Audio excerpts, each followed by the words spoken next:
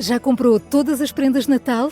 Lembrou-se da sua? Estamos a oferecer 40 passes anuais da Zone e um deles pode ser seu. Assine hoje até 55% de desconto e habilite-se a ganhar. Tudo em observador.pt.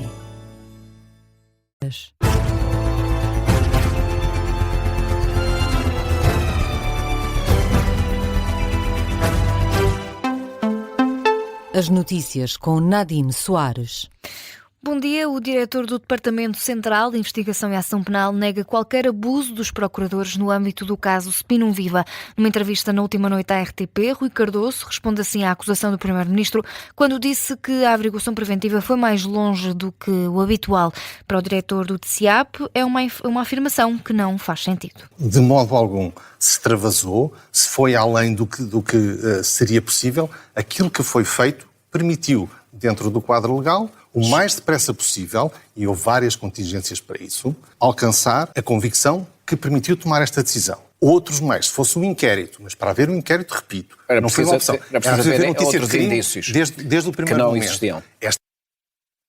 Nesta mesma entrevista, Rui Cardoso revela ainda que durante o processo de averiguação continuaram a chegar denúncias relativamente ao Primeiro-Ministro. Ao longo da averiguação preventiva continuaram a chegar denúncias. Por pessoas identificadas, por pessoas não identificadas, as denúncias que foram feitas.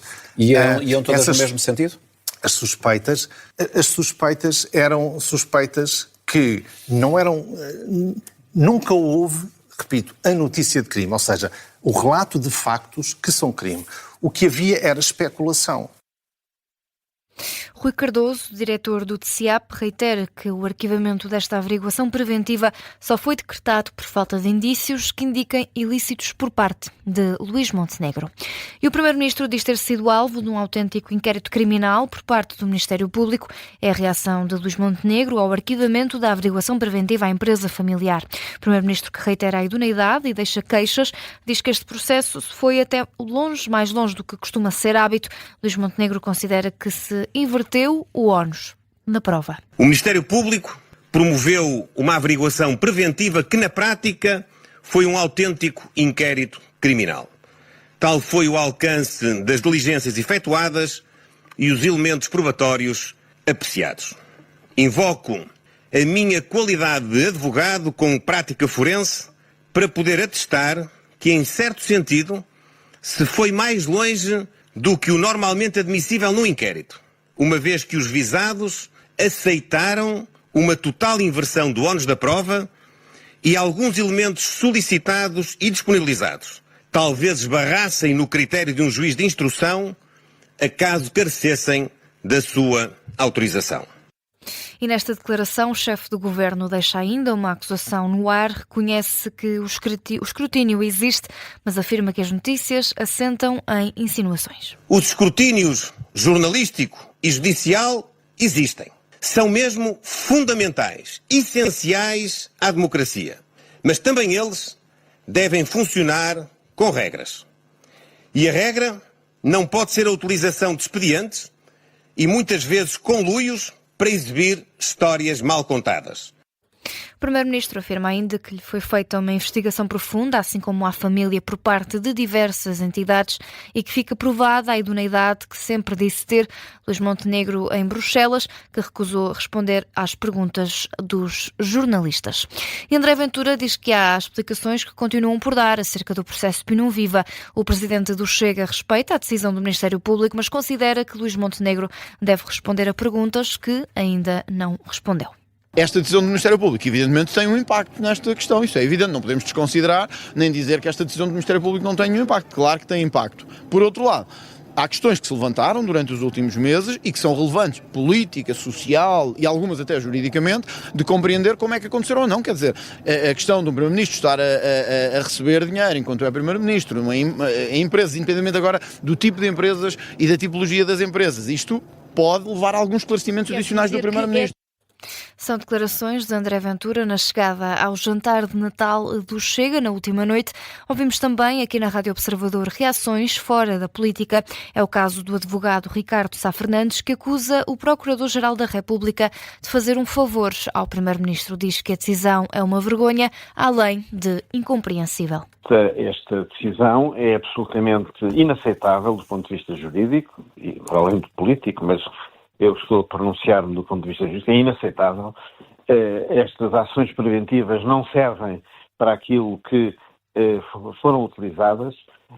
Tinha que ter havido um inquérito criminal e eu suspeito que a razão pela qual não houve esse inquérito criminal foi para proteger o Primeiro-Ministro da possibilidade de alguém se constituir assistente e de reivindicar a abertura da instrução neste processo. O advogado Ricardo Sá Fernandes, que considera que este caso merecia uma investigação criminal. E a Comissão Europeia vai reavaliar a situação dos imigrantes em Portugal a pedido do governo português, que votou contra uma redistribuição europeia de refugiados. O comissário europeu responsável pelos assuntos internos e imigração escreveu uma carta ao governo, a que a Lusa teve acesso. Neste documento salienta que a Comissão vai continuar a monitorizar a situação migratória em todos os Estados-membros e está disposta a reavaliar o caso português no momento oportuno. Esta carta veio na sequência da oposição portuguesa, no início do mês, à proposta de Bruxelas para redistribuir 21 mil requerentes de asilo ao abrigo do Mecanismo Europeu de Solidariedade. Portugal votou contra, ao lado da Hungria e da Eslováquia. Ainda na atualidade internacional, Donald Trump considera que os Estados Unidos ganharam o respeito da comunidade internacional desde que regressou à Casa Branca. O presidente norte-americano esteve esta noite a fazer o balanço do primeiro ano do segundo mandato. Entre duras críticas a Joe Biden e ao Partido Democrata, Donald Trump garante que melhorou as fronteiras, baixou os preços nos bens essenciais e devolveu a segurança aos norte-americanos. Em resumo, o presidente norte-americano acredita que os Estados Unidos estão muito melhor agora. Nós colocamos a América em primeiro e estamos a tornar a América grande outra vez. É muito simples. Estamos a tornar a América grande outra vez. Hoje, 11 meses depois, a nossa fronteira está segura, a inflação parou, os salários subiram, os preços caíram, o nosso país está mais forte. A América é respeitada e está de volta, mais forte do que nunca. Donald Trump, num discurso ao país, a partir da Casa Branca, anunciou ainda que vai dar bónus aos militares norte-americanos nesta altura do Natal, como compensação pelo serviço prestado à nação. E para esta declaração havia também a expectativa para perceber se Donald Trump falaria sobre a crescente tensão entre Washington e Caracas. O líder da Casa Branca classificou esta terça-feira o regime venezuelano como terrorista e anunciou a imposição de um bloqueio total e completo aos petroleiros na entrada e saída do país. Mais recentemente, em resposta, Nicolás Maduro pediu uma reunião ao Conselho de Segurança das Nações Unidas para fazer face ao que diz ser uma agressão por parte de Washington. E no desporto, falamos da Taça de Portugal, noite de Farense-Benfica, os encarnados ganharam por 2-0, foi Richard Rios a abrir o marcador e Ivanovic marcou o segundo, foi a vitória número 750 de José Mourinho, que se mostra satisfeito com a prestação do Benfica, ainda assim queria um resultado melhor. Agora sim, vamos ouvir o registro de José Mourinho. Estou muito contente com a atitude da equipa. Foram muito sérios desde o princípio até ao fim. Ao intervalo disso, a única coisa que eu tenho para vos dizer é que o resultado é mau, porque está aberto. De resto, a atitude coletiva da equipa, concentração, boas performances individuais.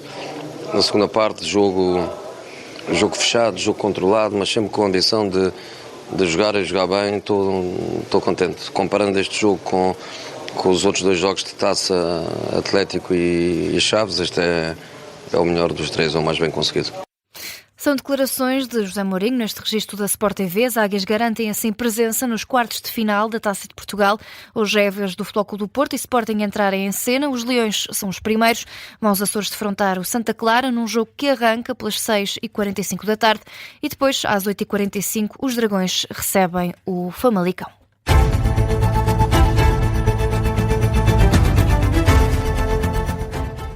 Outras notícias que marcam a atualidade a esta hora. A Associação Sindical dos Profissionais da Polícia realiza esta manhã um plenário de protesto no aeroporto de Lisboa. Isto devido à ausência de resposta do Governo a resolver os problemas dos polícias que estão nas fronteiras aéreas. O plenário começa já daqui a 1 hora, termina às 11 da manhã na Esquadra de Controlo e Fronteira. Os polícias acusam a tutela de não estar a cumprir com o acordo assinado em julho do ano passado, o que já levou o sindicato a abandonar as negociações. Os líderes da União Europeia reúnem-se hoje em Bruxelas para discutir o apoio financeiro à Ucrânia para 2026 e 2027. Vão decidir se aprovam um empréstimo de reparações com base nos ativos russos imobilizados, proposta rejeitada pela Bélgica. Os chefes de governo e de Estado dos 27 vão tentar um acordo político sobre essa utilização de bens russos congelados no espaço comunitário. Portugal está representado pelo primeiro-ministro Luís Montenegro.